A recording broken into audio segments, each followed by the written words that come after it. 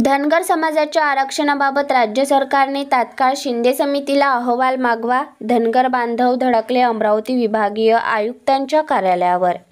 26 जानेवारीपर्यंत सरकारने ठोस पावलं उचलावी, नाहीतर धनगर समाज रस्त्यावर उतरेल. धनगर समाजाच्या आरक्षणाबाबत राज्य सरकारने शिंदे समिती नेमून केली होती.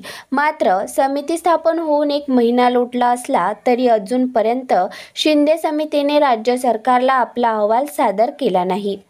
त्यामुळे तो अहवाल तात्काळ राज्य सरकारने त्या समितीला मागवा. यासाठी आज धनगर परिषद, विदर्भ प्रदेश व अमरावती जिल्ह्यातील धनगर बांधवांनी अमरावती विभागीय आयुक्तांना निवेदन दिले. राज्य सरकारने धनगर आरक्षणाचा विषय निकाली काढण्याचे ठरविले होते. मात्र या संदर्भात आजपर्यंत कोणत्याही प्रकारचे ठोस पाऊल उचलण्यात आलेले नाही. शिंदे समिती काही राज्यांचा अभ्यास करणार होती, तो झाला का?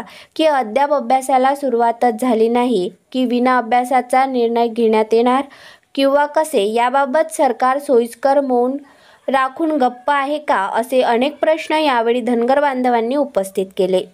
26 पर्यंत शासनाने धनगर परिषद विदर्भ प्रदेशाच्या धनगर समाज प्रतिनिधींना चर्चेसाठी बोलवून आरक्षणाबाबत ठोस कारवाई करावी, अन्यथा 26 जानेवारीनंतर विदर्भातील धनगर समाज रस्त्यावर उतरेल, असा इशारा यावेळी धनगर बांधवांकडून सरकारला देण्यात आला.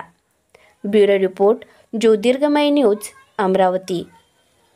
महाराष्ट्र सरकारने धनगर आरक्षणाच्या संदर्भात शिंदे समितीची नियुक्ती केली होती.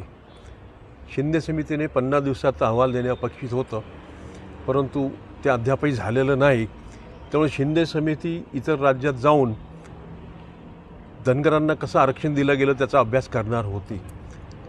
आता त्यांचा अभ्यास सुरू झाला की संपला की बिना अभ्यासाचाच हा निर्णय ते देणार आहेत, याचं उत्तर अद्यापही मिळालेलं नाही.